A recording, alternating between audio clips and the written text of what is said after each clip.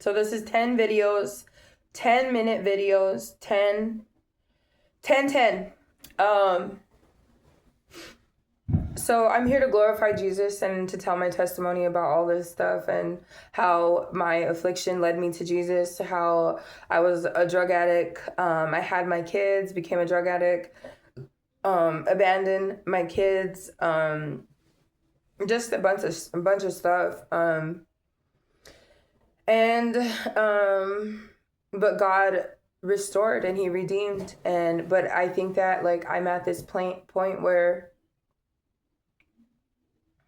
I don't know what point I'm at. I don't know, but I'm looking for community. I'm these the mission for these 10 videos is to put my testimony out there and to hopefully, I don't know, get people to see like that Jesus does save people and use this gift that I have for goodness, and not bad.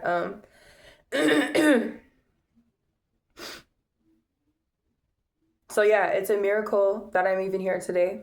The reason why I say that is because I was a drug addict and there was a lot of like things that happen out there that like situations could have went wrong and I could have lost my life, but I'm telling like the situation where this person that I was dealing with like was doing like these energy swappings and I would just be wearing like this ugly, evil, demonic, weird, creepy like spirit that wasn't mine. And like I knew it, but I think that I got so used to it like that it just became a part of me. And it's disgusting to even say that. It's disgusting to even say that because so I would feel these things. People would be saying the most evil things about me around me. I would be at places where they would just like clown on me and just have so much to say, And I'm like, what the frick is like, I've never been through this. So I can tell that like he swapped like these people, these are ancient things that have been going on. Like it's spiritual warfare at an all-time high, destiny swapping. Everything that's going on out there on the Hollywood front, you need to take that and pertain it to your local life. That's what I believe. Like there's a lot of Diddy's, there's a lot of Beyonce's, there's a lot of those types of people, Jeffrey Epstein, there's a lot of those types of people running out here that are getting caught up because God is a God of righteousness and God is a God that he sees all things. He knows all things. He knows, he sees and he knows. And he's looking for people to rise up with righteousness. And he has a lot of people that are delegated. I think that whenever, because I'm one of the ones that were, ostracized, outcasted, black sheep, rejected, whatever. And I was talking to this couple about it yesterday. When I came to Jesus, like I had a desk like this, like it was like a desk at the shelter that I was staying in. And he was like leading me to these certain scriptures and he really made me feel loved, like loved on. And I still feel loved. I still feel him today. And it says, even if the reason why I'm going to tell this is because there's a lot of us out here in this world that have been rejected. Our family life isn't up to par, whatever that even means. Like, but I feel like God is such a strategic God that there's nothing new under the sun, of course. But like, they had to treat you like that and cast you out and put you by yourself. So that way God could meet you. Jesus could meet you right there and love on you and build that relationship that you would never fall away from. Like I see a lot of people falling away from the faith. I see these podcasters that are talking about, oh, like I was once a believer, now I'm an atheist or this and that because of all of the Bible contradicting itself.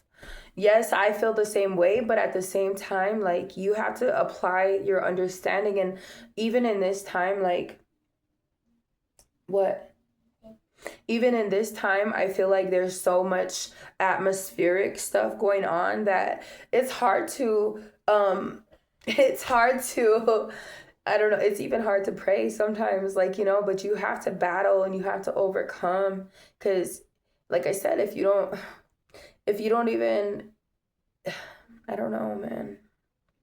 I'm not trying to scare anybody, and I'm not trying to put like my weight on anybody, because I know God like is I have a lot of responsibility upon me, but there's also people that are delegated to help you. We are not how am I just going to go do this big old thing alone? It's not, that's a lie from the pit of hell. You have to have people. When you go into a battle, well, no, God says even if you go alone, I'm with you. You know what I mean? Oh my gosh. He says, even if there's millions that are coming against you, you shall not be afraid. You shall not fear them. Never mind. Okay, I'll just shut up and I'll backtrack all of that. No, I'm just kidding. But that's just funny. And so like you're outcasted, you don't have nobody, you don't feel like loved, you feel unloved, you're rejected, you try and try and try, and you try with this church and try with that church, you try at this job, you do this, do that. It's all no, rejection. You try to make a friend. Oh no, I don't want to be a friend. Like, no, and so it's just like, what the heck, Then, but see, like, if you didn't have the strength, and if you didn't have like this thing solidified with Christ, like your feet planted on this firm foundation, you would give up and you'd be like, oh, I'm just cursed. And God, I used to say this like 2 months ago. I was saying like, I must be cursed. I'm cursed for sure. Like, this is like a curse from God or something. This is like the curse of disobedience, all of these things. And it's really sad. It's really sad because nobody can pull me out of this but God. There you go. I'll give it to you. It's hard. It's hard, and I'm struggling, and but I count my blessings in the sense of like, and I feel like God always has his way of doing that. Like, he always has his way of doing that. Like, what can you be grateful for? Instead of looking at what you don't have, what do you have? I have cleanliness of methamphetamine. I don't longer have those problems, those issues. I don't have those things. I don't have, there's just a lot of things that we can be grateful for. Do I want to move out of this area? Yes. Do I have the financial means to? No. Do I believe? There's just a lot that goes into that. It's all about faith and faith and faith. And you know what? God has this weird, messed up way. I'm not saying nothing bad about him. I'm just saying, like, for me, in my mind, in my thought process, my thoughts, like he'll put me through something, and he'll be like, he's like waiting around for me to have faith, right? Like, it's like this something that you have to do. It takes faith in order for you to do this thing, right? And I'm like so faithless. I'm burnt out. I'm knocked down, and I'm like raging, and I'm like so thrown into like this thing of like, oh, gosh, Lord, have mercy upon my soul. And then like I'm spent, I'm done, right? And then that's whenever I shut down, and in that moment is whenever he'll come through. And I'm like, what's up with that? You know what I mean? I'm like, oh, okay, all right, because it's all about, oh yay of little faith. He doesn't like faithless people, or he doesn't like those that shrink back. You have to move every day by faith. It's like, okay, we're just gonna not pack anything. We're just gonna go, and we're just gonna trust, whatever that looks like.